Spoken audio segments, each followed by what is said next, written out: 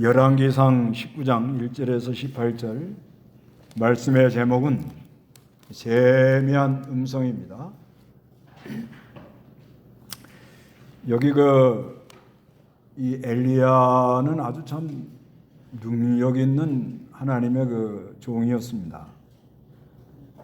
그런데 그 엘리야가 그 앞에 거짓 선지자들, 바알 섬기는 사람, 아세라 목상 섬기는 그 선지자들하고 갈멜산에서 결투해 가지고 그 엘리야가 하나님께 부르짖음으로 하나님의 역사로 엘리야가 이렇게 승리함으로 말미암아 그 이스라엘 백성을 한순간에 다 하나님께 이렇게 돌려 놓았는데, 그런데 그게 이제 다 된 줄 알았대요.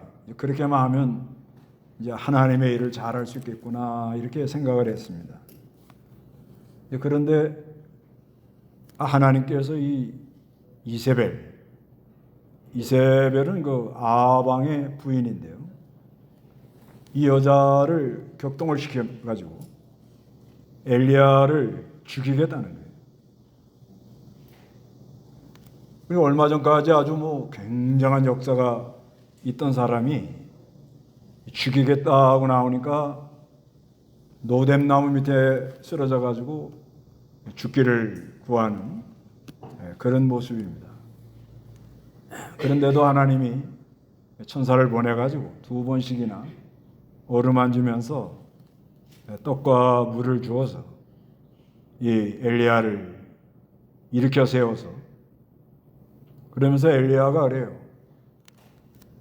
제가 지금 하나님께 아주 참 열심히 특심한데 이스라엘 백성들이 하나님의 언약을 어기고 우상을 섬기고 이렇게 나감으로 내가 얼마나 마음이 안타까운지 모른다고. 그 열심이라는 단어가 이제 질투라는 말인데 너무 안타까워가지고 그래가지고 이렇게 나갔습니다. 이렇게 나가니까 하나님께서 그러면 내가 지나가니까 네가 불에서 나와서 한번 서 있어 보라고. 근데 하나님께서 바람으로 지나가는데 거기도 안 계시고, 불로 지나가는데 거기도 안 계시고, 지진으로 역사하는데 거기 하나님이 안 계셔요. 근데 그게 다 지난 후에 세미하게 말씀이 들려오는데 세 가지를 말씀해요. 아람 왕 하사엘에게 기름을 부어서 이방 나라를 통치하게 하고, 그 다음에 이스라엘 나라 에후에게 기름을 부어서 변질된 북쪽 이스라엘을 다스리게 하고, 그 다음에 엘리사 참종을 세워서 이 신앙 바른 계례를 이어나가는 그런 역사를 해라 이렇게 말씀을 하고 있습니다. 그래서 오늘날 우리가 하나님이 하시긴 하는데 외부적 역사와 내적 생명의 역사, 이거를 좀 잘 분별해서 나가야, 그래야 신앙이 변질이 안 됩니다. 신앙이 변질되면 큰 문제가 일어나는 거예요. 그 시편에 보면은 시편 11편 3편에 터가 무너지면 의인이 무엇을 할 수 있을까?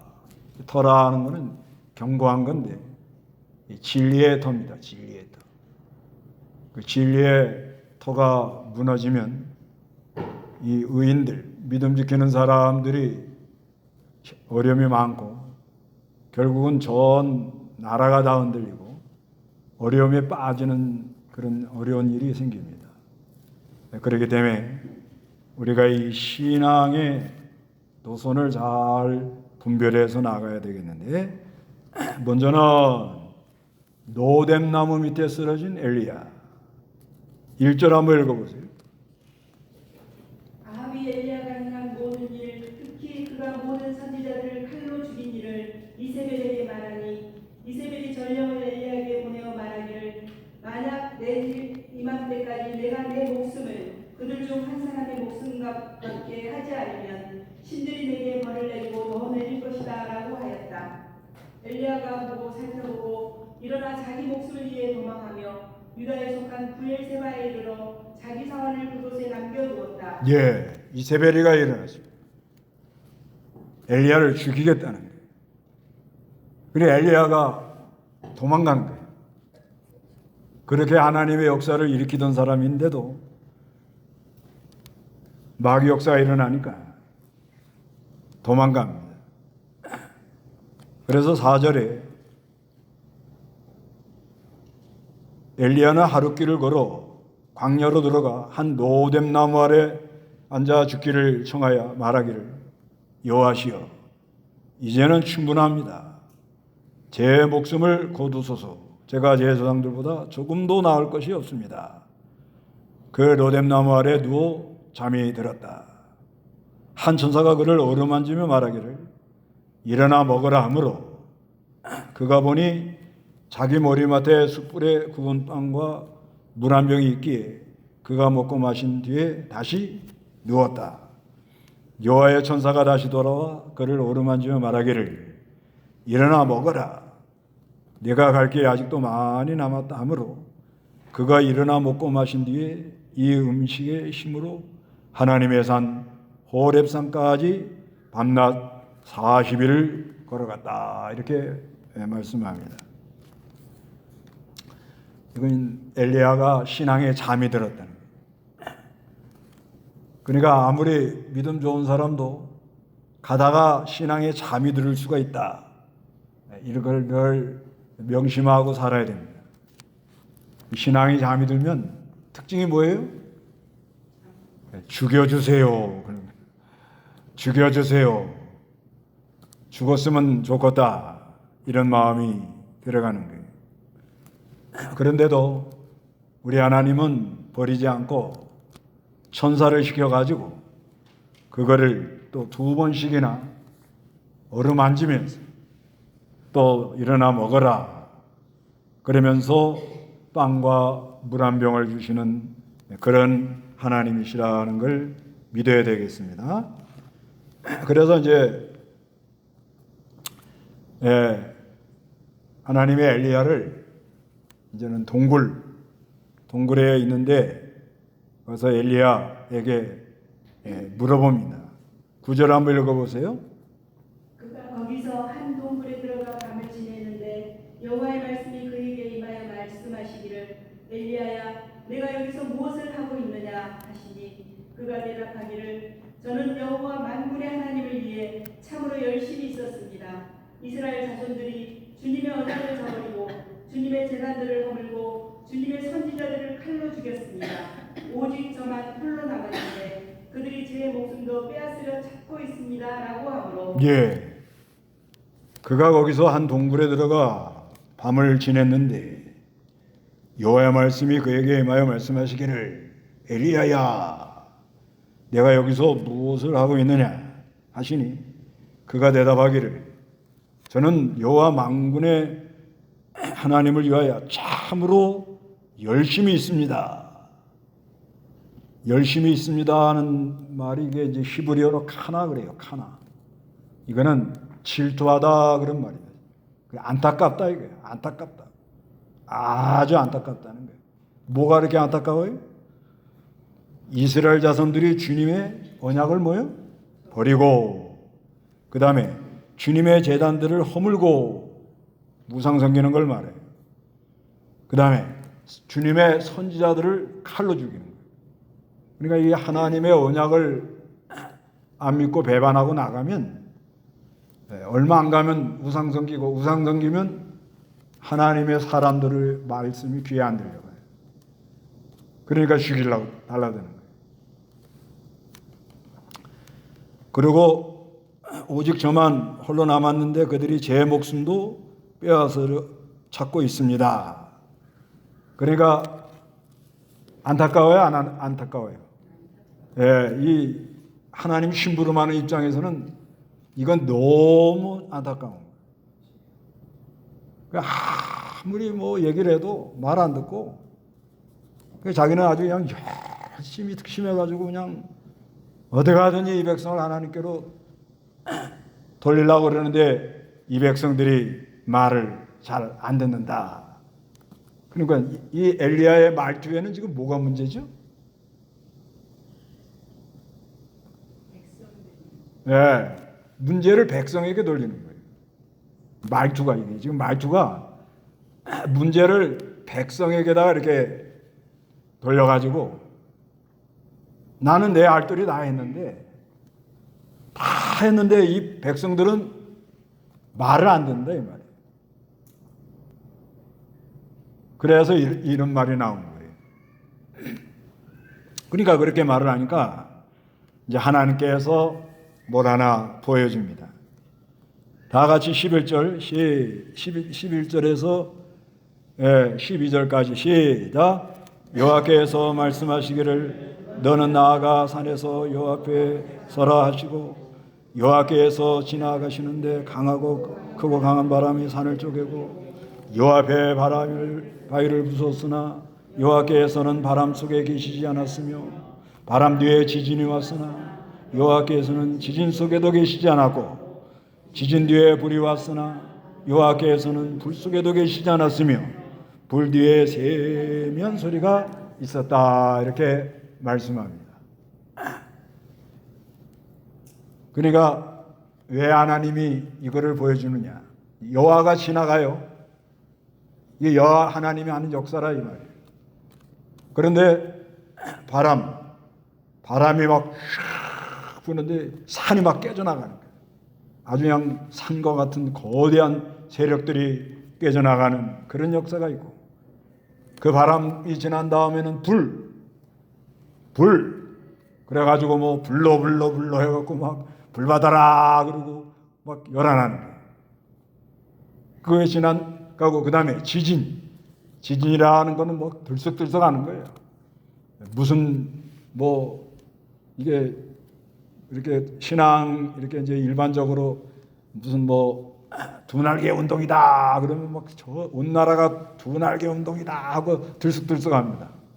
그 다음에 무슨 뭐 또 무슨 다니엘 기도 모임이다 하면 전국이 다 막 들썩들썩하는. 그럼 왜 하나님이 엘리야에게 이걸 보여줬는가 하면은 네가 지금 하고 있는 거는 이런 역사와 같다 이 말이에요. 지금 엘리야가 지금 하는 거 이렇게 아세라 목상 섬기는 사람, 바알 우상 섬기는 사람 이런 사람들 한순간에서 불이 떨어져 가지고 그거 다 태워 죽이고 그리고 백성을 한꺼번에 하나님께로 돌리고 뭐 굉장한 역사를 일으키는 것 같지만은 네가 하는 역사는 지금 뭐와 같다? 바람, 불, 지진과 같다. 그런데 그거 가지고는 하늘에 연결이 안 된다. 그건 그러다 만다. 네. 그건 내가 살아있다는 것을 보여주는 거예요. 이건 성령의 외부적 역사라 그래요. 하나님이 살아계신다는 걸 보여주는 거예요. 그래서 이 개발도상국 또 복음 처음 들어갈 때 하나님이 살아있다고 그래가지고 아주 강력한 역사가 있어가지고 귀신도 쫓아내는 역사가 있고요. 병이 낫기도 하고 안진병이가 일어나기도 하고요. 아주 그냥 들썩들썩한 그런 역사가 일어납니다. 그러면 사람들이 막 흥분을 하고요. 굉장합니다. 굉장해. 그런데 그거는 그저 하나님이 살아있다는 것을 보여주는 거예요. 그래도 그게 하나님이 하니까는 하나님이 하는 거니까 무시하면 안 됩니다. 그냥 놔둬야 돼요. 그러나 추구하면 안 돼요. 추구. 바른 길을 가다가 그걸 버리고 그게 좋다고 하면 그때부터 이제 난리가 나는 거예요. 이 세미한 음성은 뭐냐? 이건 하나님 말씀이 성령의 감동으로 깨달아지는 거예요. 무슨 소리가 들리고 그런 거 아니고요. 이건 하나님의 말씀이 성령의 감독으로 아주 조용한 가운데, 아주 고요한 가운데 아주 세미하게 나한테 와요. 예를 들면 이게 왜 세미한 거냐면 하나님은 은밀히 계신다 이랬단 말이에요. 그러죠? 네, 은밀히 보시는 중에 하나님께 기도하라 그러죠? 그럼 은밀히 계신 하나님이 요란할 것 같아요? 조용할 것 같아요? 요란해요? 조용해요? 그렇죠. 조용합니다. 그 다음에 하나님이 나에게 지적하는 거 비밀이요 다 광고하고 지적해요.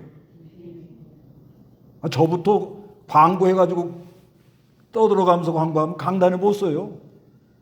예? 이게 하나님이 사람 안 붙들어주면 이 썩은 구정물통 같아가지고 한순간에 음욕도 들어오고 한순간에 분도 올라오고 그래요 안 그래요? 그런데 하나님이 다 드러내놓고 막 요란하면 얼굴 들고 날릴 수 있어요? 그래 세미한 음성을 하는 거예요. 우리가 이 하나님 말씀 들어가지고 자기가 이 죄가 발견되는 거 이거 아주 고요한 가운데 들려오거든요. 어떤 말을 했다. 이거 그때 그 말은 내가 하지 말았어야 되는데 그거 누구만 알죠? 하나님하고 나만 아는 거예요. 그걸 광고해 보세요. 제가 이 시간에 어떤 얘기한 거 광고하면 아이고 목사님이 수준이 그것밖에 안 돼요. 대부분의 여러분 은혜 못 받아요. 그러나 사람인지라 잘못하는 건 잘못하는 거예요. 그래서 세미하게 와서 역사를 하는 거예요. 그래서 세미하게 역사하기 때문에 이거 뭐 들으려고 그러면 큰일 납니다. 그냥 하나님 말씀이 성령의 감동으로 깨달아져요. 깨달아지는데 내가 말을 잘못하죠? 잘못하죠? 그러면 성령님이 뭐라고 그래요? 예? 입을 닫아라. 성경의 시편에 그렇잖아요. 입에다가 뭘 세우라고요? 파수꾼을 세워라. 그런 말씀이 있잖아요. 말씀이. 그냥 성령님이 내 양심에 나만 알아요. 나만. 그래 세미한 음성이라는 거예요. 그 다음에 이 세미한 음성은 왜 세미한 음성이라고 그런가 하면은 문제점을 백성에게 보는 게 아니고 나에게 보는 거예요. 나에게. 문제가 누가 문제예요? 내가 문제라는 거예요. 내가. 그래 이걸 세미한 음성이라고 하는 거예요. 그래서 우리가 이 하나님 심부름할 때 열심히 특심할 수가 있어요. 그러면은 막 하나님 백성을 하나님께로 돌리려고 그러는데 이 하나님의 약속의 말씀도 믿지 않고 우상 섬기고 그리고 하나님의 사람들을 공격하고 이렇게 나가거든요. 그러면 보통으로 안타까워요? 안 안타까워요? 여러분 안타깝죠? 그러나 목회자들은 너무 힘들어요. 너무 힘들어요. 그렇게 나아가면요. 이게 결과가 이게 문제가 일어나는구나. 앞으로 어려운 길로 가는구나. 그런 하나님의 감동이 있단 말이에요. 그런 걸 볼 때 안타까워요. 안타까워.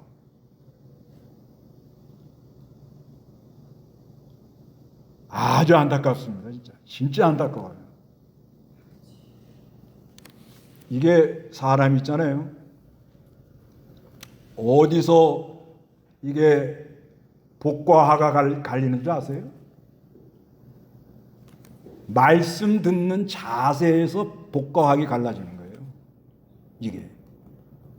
거기서 벌써 이게 갈라져요. 어려움 당하기로 예정된 사람은 말씀이 안 들려와요. 안 들려옵니다. 그러니까 자꾸 그냥 쓸데없는 행동을 하는 거예요.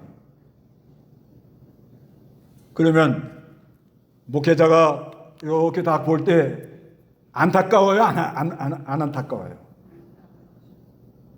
그걸 물어보면 안 합니다. 그러나 이거를 문제의식을 백성에다 대면 안 된다 이 말이에요. 지금 백성에다가 대면 안 되고 문제는 너다. 그래야 세미한 음성으로 말씀하는 거예요. 문제는 누구다? 나다. 이걸 이제 적용해 봅시다. 자, 가정에서 어떤 문제가 일어나요? 그러면 안 믿는 남편이 문제지요? 예?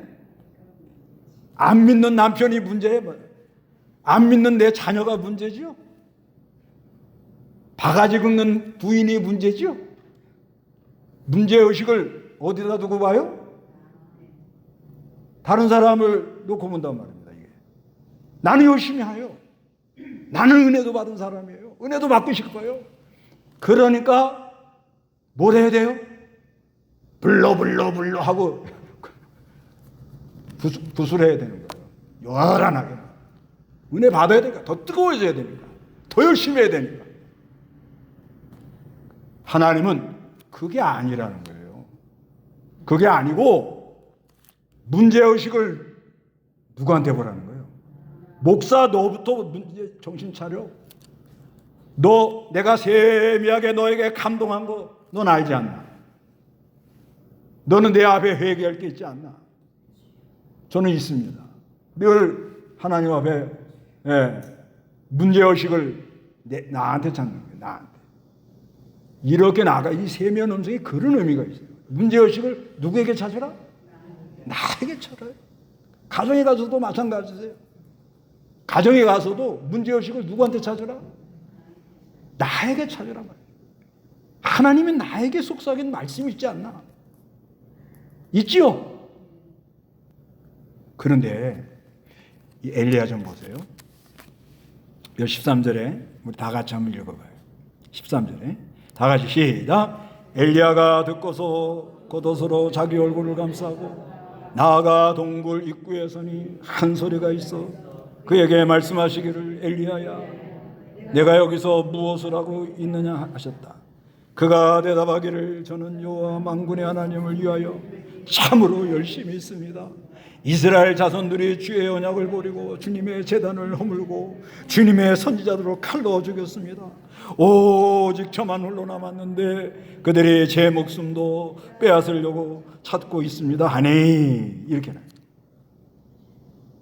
엘리야가 돌이켰습니까? 못 돌이켰습니까? 못 돌이켰어요. 그렇죠? 왜냐면 여기 10절 그대로 또 말을 하잖아요. 그대로 분명히 바람, 불, 지진으로는 안 되는 거다. 네가 지금 하는 운동은 바람, 불, 지진 같은 운동이다. 너는 이제 하나님 앞에 더 가까이 나와서 세미하게 역사에서 은밀히 계시는 하나님이 네 안에 있는 죄를 지적하고 그 비밀을 깨닫고 참으로 문제의식을 백성에게 문제를 찾지 말고 네 자신이 문제가 있는 줄 알고 하나님께로 돌이켜라. 이렇게 분명히 했는데도 뭐라고 그래요? 똑같아요. 똑같아 말이. 14절에 그가 대답하기를 저는 만군의 여호와 하나님을 위하여 참으로 뭐가 있다고요? 열심히 있다는 거예요. 이걸 보고 공구리통이라 그러는 거예요. 이걸 보고 공구리통이라는 거예요. 엘리야 좀 죄송합니다. 이거 나는 엘리야다 갖다 댈 것도 아닌데 우리도 그래요. 저도 그래요. 뭔가 하나님 말씀으로 세미하게 와서 지적을 해도 고장난 레코더처럼 계속 돌아갑니다. 이게 사람이 그렇게 돼 있거든요.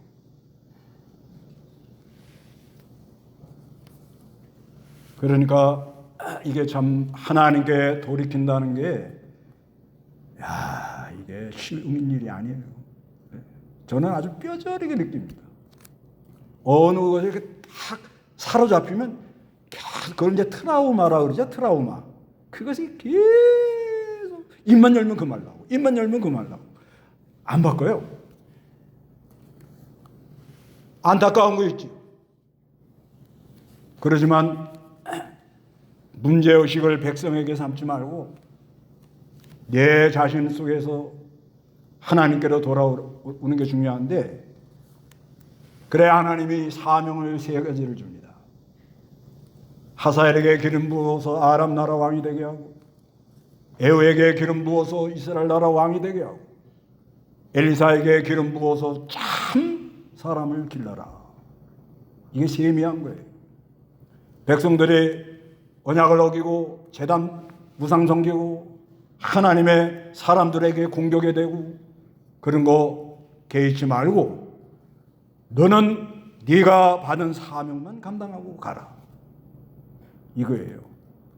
아람 나라와 하사엘에게 기름 부으라는 거는 세상 나라를 바로 봐라. 세상 나라 이 왕들이 뭐 어떻게 하고 있는지 바로 봐라.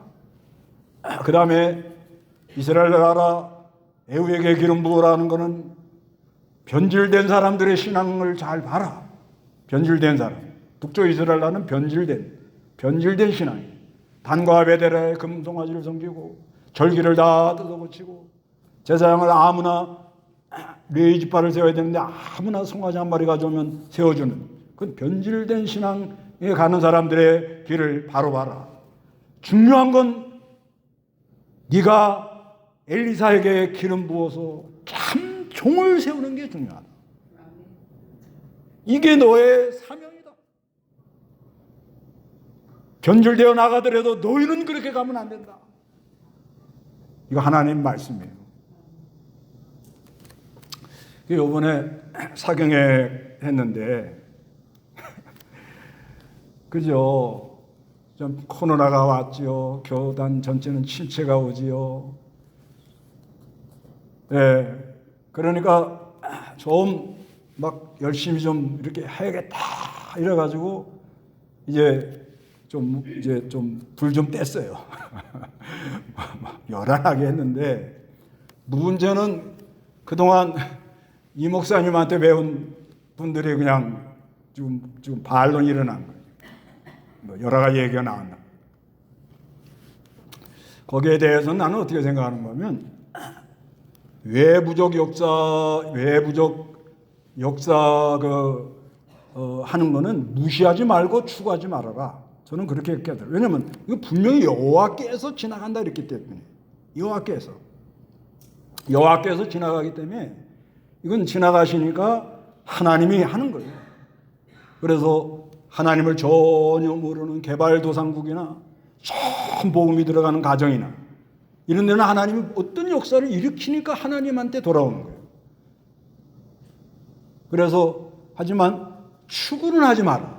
그걸 자꾸 따라가려고 그러고 그걸 흉내내려고 그러면 안 돼요. 그건 왜 그런가 하면 하나님은 이 진리를 세우기를 원하는 거예요. 진리는 영원한 거예요. 이 세미한 음성이라는 거는 영원한 세계에서 오는 말씀이거든요. 말씀. 이건 영원한데 이게 무너지면 다 무너져요. 그러니까 바람, 불, 지진 따라간다. 그 가만 놔둬도 따라가요. 그건 어쩔 수가 없어요. 그리고 바람, 불, 지진으로 이렇게 하는데 이게 세미한 음성, 좁은 길로 가는 사람이 많지 않아요? 근데 이 좁은 길로 가라고 세미한 음성을 듣고 가는 사람 많지 않은데 그거 잘 못 듣는 사람은 뭘 해? 할 게 없잖아요. 그러니까 가서 바람, 불, 지진도 해야 돼요. 그냥. 그거라도 해야 나도 믿는 것 같고 열심을 내는 것 같고 이렇게 나간다 이 말이에요. 그렇지만 중요한 거는 우리가 좁은 길로 가요. 또 남이 뭐 전혀 이해 못하는 길로 우리가 가고 있거든요 지금. 그렇지만 이 세미한 음성을 듣고 깨닫고 이 진리를 세워나가는 사람들이 간구하고 가야 그 시대가 유지가 돼요. 이게 시편 11편 보세요. 시편 11편 3절. 예. 터가 무너지면 의인이 무엇을 할 수 있을까? 예. 터가 무너지면 의인이 무엇을 할 수 있을까? 여호와께서는 자기 성전에 계시고 여호와의 보좌는 하늘에 있으니 그분의 눈은 인생을 굽어 살피시며 그분의 눈동자는 그들을 살펴보신다. 터가 무너지면 진리 세워 나가는 사람들이 진리를 버리고 바람, 불, 지진으로 가면 뭐가 무너지는 거예요? 터가 무너져요. 터가 무너지면 의인이 무엇을 할 수 있을까? 그 시대가 흔들흔들한다는 거예요. 그 시대가. 시편 82편 5절에는 그들은 알지 못하고 깨닫지도 못하며 어둠 중에 헤매니 온 땅의 기초가 모두 모여 흔들흔들한다. 지금 온통 흔들흔들합니다. 흔들흔들해요.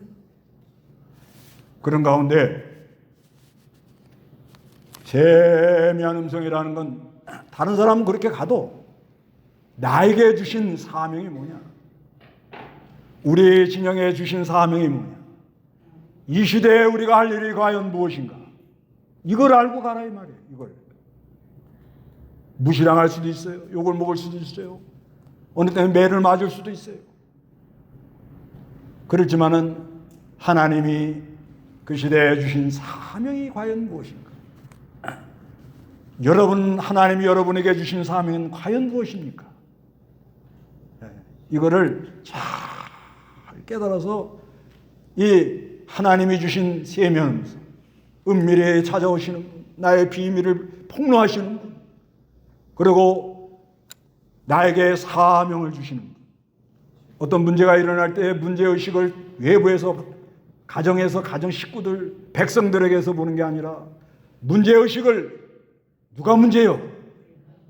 내가 문제예요. 그래서 하나님이 주신 사명을 잘 깨닫고 믿음의 길을 걸어가는 여러분 되시기 바랍니다. 다 같이 기도하겠습니다.